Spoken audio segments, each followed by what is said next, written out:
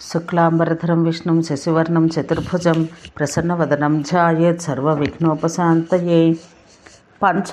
పంచాశద్విష్ణునామ కథనం. అగ్నిదేవుడు పలికెను, శ్రీ మహావిష్ణువు యొక్క 55 నామములు ఎవడు జపించినో అతడు మంత్రజపాది ఫలమును, తీర్థ పూజనాదుల అక్షయ పుణ్యమును పొందును. పుష్కరమున పుండరీకాక్షుని, గయయందు గదాధరుని, చిత్రకూటమందు రాఘవుని, ప్రభాసమందు దైత్యసూదనుని, జయంతియందు జముని, హస్తినాపురమున జయంతుని, వర్ధమానమున వారాహుని, కాశ్మీరమున చక్రపాణిని, కుబ్జామ్రమున జనార్దనుని, మధురయందు కేశవుని, కుబ్జాక్రమకమున హృషికేశుని, గంగాద్వారమున జటాధరుని, సాలగ్రామాన మహాయోగుని, గోవర్ధనాచలమున హరిని, పిండారకమున చతుర్బాహవును, శంఖోద్ధారమునందు శంఖిని, కురుక్షేత్రమున వామనుని, యమునయందు త్రివిక్రముని, సోనమున విశ్వేశ్వరుని, పూర్వసాగరమున కపిలని, మహోదధియందు విష్ణువును, గంగాసాగర సంగమమున వనమాలని, కిష్కింధయందు రైవతకుని, కాశీతటమున మహాయోగిని, విరజయందు రిపుంజయుని, విశాఖయూపమున అజితుని, నేపాళమున లోకభావనని, ద్వారకలో కృష్ణుని, మందరమున మధుసూదనుని, లోకాకులమున రిపుహరుని, సాలగ్రామమున హరిని స్మరించాలి. పురుషవటమున పురుషుని, విమలమున జగత్ప్రభువును, సైంధవారణ్యమున అనంతుని, దండకయందు సారంగధారిని, ఉత్పలావర్తకమున సౌరిని, నర్మదయందు శ్రీపతిని, రైవతకమున దామోదరుని, నందయందు జలసాయిని, సింధు సముద్రమున గోపీశ్వరుని, మహేంద్ర తీర్థమున అచ్యుతుని, సహ్యాద్రిపై దేవదేవేశుని, మాగధవనమున వైకుంఠుని, వింధ్యంపై సర్వపాపహరిని, ఓఢ్రదేశమున పురుషోత్తముని, హృదయమున ఆత్మను స్మరించాలి. ఈ ఆత్మ జపించు వారికి భుక్తిముక్తులనిచ్చును. ప్రతి వటంనందు వైశ్రవణుని, ప్రతి చత్వరమందు శివుని, ప్రతి పర్వతమందు రాముని, సర్వత్రా మధుసూదనుని, భూమి ఆకాశములందు నరుని, వశిష్ఠ తీర్థమున గరుడధ్వజుని, సర్వత్రా వాసుదేవుని స్మరించువాడు భుక్తిముక్తులు పొందును. ఈ విష్ణునామాలు జపించువాడు సర్వము పొందును. ఈ క్షేత్రాల్లో చేసిన శ్రాద్ధం, దానం, జపం, తర్పణం అంతయు కోటి గుణితమగును. అట్లు చేసినవాడు మరణానంతరం బ్రహ్మమయుడగును. ఇది చదివినవాడు, విన్నవాడు పాపరహితుడై స్వర్గమును పొందును. నారసింహాది మంత్ర కథనం. అగ్నిదేవుడు చెప్పెను, స్తంభనము, విద్వేషణము, ఉచ్చాటనము, ఉత్పాదనము, బ్రాహ్మణము, మారణము, వ్యాధి అనేవి క్షుద్ర అభిచారిక కర్మలు. వాటిని తొలగించి ఉపాయములు చెప్పెదను వినము. ఓం నమో భగవతే మొదలు ఠఠా వరకును ఉన్న మూలోక్త మంత్రాన్ని శ్మశానాన రాత్రియందు 3 లక్షలు జపించి చిత్రాగ్నియందు ధూర్త సమిధులతో హోమం చేసిన శత్రువు సర్వదా తిరిగిపోవను, భ్రాంతుడగను. హేమవేదికతో శత్రుప్రతిమ చేసి మంత్రంతో అభిమంత్రించిన బంగారు సూదితో కంఠమునందు కానీ హృదయమందు కానీ ఆ ప్రతిమను గుచ్చితే శత్రువు మరణించును. లేదా గాడిద వెంట్రుకలో చితాభస్మ, బ్రహ్మదండి, మర్కటి వీటిని భస్మం చేసి దాన్ని పై మంత్రంతో అభిమంత్రించి ఉత్పాదన ప్రయోగం చేయవాడు శత్రువు ఇంటిపై కానీ శిరస్సుపై కానీ చల్లవలెను. భృగు ఆకాశ దీప్త దీర్ఘాకార యుక్త రేఫ సహిత భృగు అనగా సహస్ర, మరల రా, వర్మ, ఫట్ వీటిని కలిపి మంత్రం సహస్రార హుంఫట్ అని అగును. దీని అంగన్యాసములు ఈ విధంగా చెయ్యాలి. ఆ చక్రాయ స్వాహ అని హృదయం, విచక్రాయ శిరస్సు, శిఖాచక్రాయ అని కవచము, విచక్రాయ అని నేత్రము, సుచక్రాయ అని అస్త్రము, జ్వాలాచక్రాయ అని అపూర్వం వలెను న్యాసం చెయ్యాలి.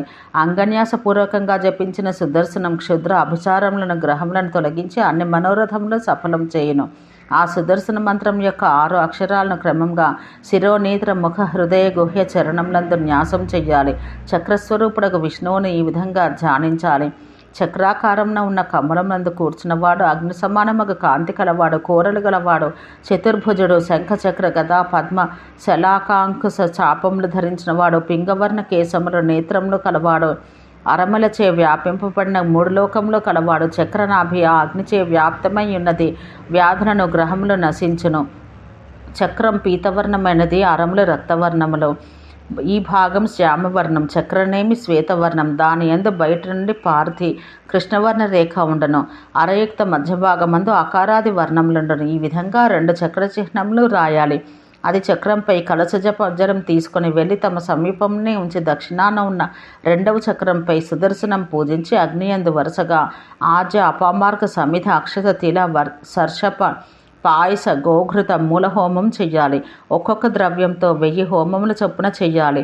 విద్వాంసుడు ప్రత్యేక ద్రవ్యం యొక్క హోమం చేయగా మిగిలిన భాగమును కలశంనందు ఉంచి ఒక ప్రస్థం అన్నంతో చేసిన పిండమును ఆ కలశంతో వేసి ఆ కలశంలో వేసి విష్ణువాది దేవతలకై ఇవ్వవలసిన వస్తువులను అచ్చటిని దక్షిణం నందు ఉంచాలి. పిదప సర్వశాంతి కొరకు విష్ణుజనులకు నమస్కారం, వారు శాంతి కొరకై ఈ ఉపహారం గ్రహింతురుగాక, వారికి నమస్కారం అను మంత్రం చదివి హుతశిష్ట జలంతో బలి సమర్పించాలి. ఏదైనా కాష్టఫలకంపై కానీ, కలసమందు కానీ, పాల చెట్టు కర్రతో చేసిన దధిపూర్ణ పాత్రం నందు కానీ పలు వస్తువులుంచి అన్ని దిక్కులందునూ సమర్పించాలి. పిదప ద్విజులచే దిక్కులయందు హోమములు చేయించాలి. దక్షిణాసహితంగా ఇట్లు హోమద్వయం చేస్తే సకల భూతాదులు నశించును. పెరుగు పూసిన ఆకులపై రాసిన మంత్రాక్షరములతో హోమం చేస్తే క్షుద్ర రోగాలు నశించును. దూర్వలతో హోమం ఆయుర్దాయాన్ని, పద్మముతో హోమం ఐశ్వర్యాన్ని, ఉదుంబర్ల హోమం పుత్రులను, గోష్టం నందు ఘృతంతో హోమం గోవృద్ధిని, సకల వృక్ష సమిధుల చేత చేసిన హోమం బుద్ధి వృద్ధిని ఇచ్చును. ఓం క్షవం మొదలగు హుంఫట్ వరకును ఉన్న మూలోక్త నారసింహ మంత్రం సకల పాపాలను నివారించును. జపాదులు చేసినచో క్షుద్రాభిచారములు గ్రహములు మారి విషము అమయము తొలగును. చూర్ణం చేసిన మండూక వసతో హోమం చేస్తే జలస్తంభ అగ్నిస్తంభనలు చేయును. త్రైలోక్య మోహన మంత్ర కథనం. అగ్నిదేవుడు పలికెను, చతుర్వర్గ సిద్ధికై త్రైలోక్య మోహనం అను మంత్రం చెప్పెదను. ఓం శ్రీం హ్రీం మొదలు ఆగచ్చ నమః వరకు మూలోక్తముగా మూలమంత్రయుక్త వ్యాపక న్యాసం చెప్పబడింది. పూజ చేసి 10,000 జపం చేసి అభిషేకం చేసి వైదిక విధి చేసి స్థాపించిన కుండాగ్నిలో 100 హోమాలు చెయ్యాలి.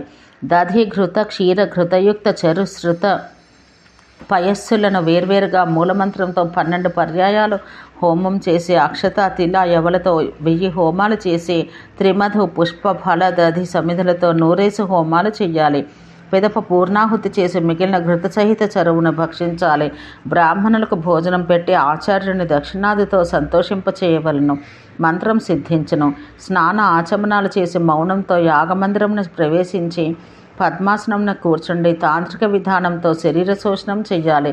ముందుగా రాక్షసులను విఘ్నకారక భూతములను అణచుటకై అన్ని దిక్కులందును సుదర్శన న్యాసం చెయ్యవలను.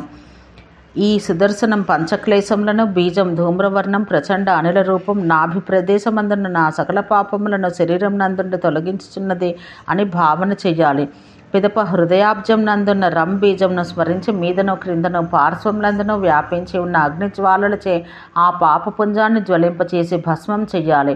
పిదప శిరస్సందు అమృత భావన చేసి సుషుమ్నా నాడీ మార్గమును వస్తున్న అమృతధారలచే తన శరీరాన్ని బయటను లోపలను కూడా అప్లావితం చెయ్యాలి. ఈ విధంగా శుద్ధ శరీరుడై మూలమంత్రంతో 3 ప్రాణాయామాలు చేసి శిరోముఖ గుహ్య గ్రీవ సకల దిక్కు హృదయ కుక్షి సమస్త శరీరములందు హస్తముంచి వాటిపై శక్తిన్యాసం చెయ్యాలి. సూర్యమండలం నుండి పరమాత్మను ఆవాహనం చేసి బ్రహ్మరంధ్ర మార్గం నుండి హృదయ కమలానికి తీసుకుని వచ్చి ప్రణవోచ్చారణ చేయించు సర్వలక్ష లక్షణ సంపన్నుడుగా ఆ పరమాత్మను స్మరించాలి. త్రైలోక్య మోహనాయ విద్మహే స్మరాయ ధీమహి తన్నో విష్ణు ప్రచోదయాత్ అనేది త్రైలోక్య మోహన గాయత్రి. ఆత్మార్చన అనంతరం యజ్ఞద్రవ్యాలను శుద్ధములకు పాత్రములను ప్రోక్షించి ఆత్మపూజ చేసి వేదికపై అర్చించాలి. కూర్మాది రూపమున కల్పితమగు పీఠంపై గరుత్మంతునిపై పద్మాసనం నందున్న శ్రీ మహావిష్ణువు సర్వాంగ సుందరుడు, వయస్సు తగిన లావణ్య యవ్వనంలో కలవాడు. అతని ఎర్రని నేత్రములు మదంచే తిరుగుచుండును. ఉదారుడు, స్మర విహ్వలుడు, దివ్య మాల్యాంబర ఆలేపములచే అలంకృతుడు, మందహాసం కలవాడు, అనేక విధములకు పరివార పరికరములు కలవాడు, లోకానుగ్రహ కారకుడు, సౌమ్యుడు, సహస్ర సూర్య తేజస్శాలి, 5 బాణాలు ధరించినవాడు. అతని అన్ని ఇంద్రియాలను ప్రాప్తకామములు, 8 భుజములు కలవాడు. దేవతా స్త్రీలు అతన్ని చుట్టుముట్టి ఉందరు. అతని దృష్టి లక్ష్మీముఖపై లగ్నమై ఉండును.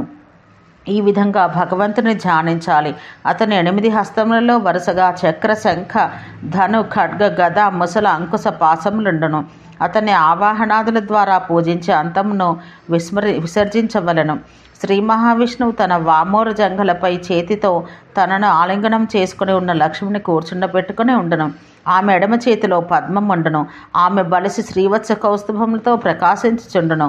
మాలాధారియు, పీతవస్త్రుడు, చక్రాధిధారియు అగు హరిని పూజించాలి. ఓం సుదర్శన మొదలు హుంఫట్ వరకు మూలములలో ఉన్నది. సుదర్శన మంత్రంతో సుదర్శనాన్ని పూజించాలి. ఓం జలచరాయ స్వాహ, ఖడ్గ తీక్ష్ణ ఛింద ఖడ్గాయ నమః, సారంగాయ సశరాయ హుంఫట్. ఇవి పాంచజన్యాది పూజా మంత్రములు. భూతగ్రామాయ విద్మహే చతుర్విధాయ ధీమహి తన్నో బ్రహ్మ ప్రచోదయాత్. ఇది భూతగ్రామ గాయత్రి. సంవర్తక శ్వసన పోదయ హుంఫట్ స్వాహ పాశబంధ బంధ ఆకర్షయ హుంఫట్ అంకుశ కట్టకట్ట హుంఫట్ వీటిలో ముసలాతలను వాటి మంత్రాలతో పూజించాలి. ఓం పక్షిరాజాయ హుంఫట్ అని గరుత్మంతుని పూజించాలి. కర్ణికేంద్ర యథావిధిగా అంగదేవతలను పూజించి పూర్వాది దళములందు లక్ష్మ్యాది శక్తులను చాతుర్ధారి అర్ఘ్యాదులను పూజించాలి.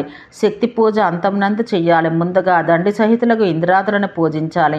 లక్ష్మీ సరస్వతులు పీతవర్ణం కలవారు, రతిప్రీతి జయులు శ్వేతవర్ణం కలవారు, కీర్తికాంతులు కూడా శ్వేతవర్ణులు, తుష్టి పుష్టులు శ్యామవర్ణం కలవారు. వీరిలో స్మరభావం ఉండును. లోకేశుని వరకు దేవతలను పూజించి అభీష్ట సిద్ధికై విష్ణువును పూజించాలి. ఈ కింది మంత్రం జపించి హోమాభిషేకాలు చేయాలి. ఓం శ్రీం క్లీం హ్రీం హ్రూం త్రైలోక్య మోహనాయ విష్ణవే నమః అని మంత్రం ఈ విధంగా పూజాదులు చేయుటచే సర్వకామములు పొందును. జలంతో సమ్మోహని వృక్ష పుష్పములతో పై మంత్రం చెబుతూ నిత్యతర్పణం చెయ్యాలి. బ్రహ్మ ఇంద్ర శ్రీదేవి దండి బీజమంత్ర త్రైలోక్య మోహన విష్ణువులను పూజించి పై మంత్రం 3 లక్షలు జపించి కమల పుష్ప బిల్వ పత్ర ఘృతములతోనూ తండల ఫల సుగంధి చందనాది ద్రవ్యములతోనూ దూర్వలతోనూ 1 లక్ష హోమం చెయ్యాలి. దీర్ఘాయుర్దాయం పొందును. జపాభిషేక హోమాదులచే సంతుష్టుడై మహావిష్ణువు అభీష్ట ఫలములను ఇచ్చును. ఓం నమో భగవతే వరాహాయ భూర్భువస్వః పతయే భూపతిత్వం మే దేహి హృదయాయ స్వాహ. ఇది వరాహ మంత్రం. దీనికి 5 అంగములు ఉండును. ప్రతిదినం 10,000 చొప్పున జపం చేసిన వాడు ఆయుర్దాయాన్ని రాజ్యమును పొందును. ఓం శాంతి శాంతి శాంతి.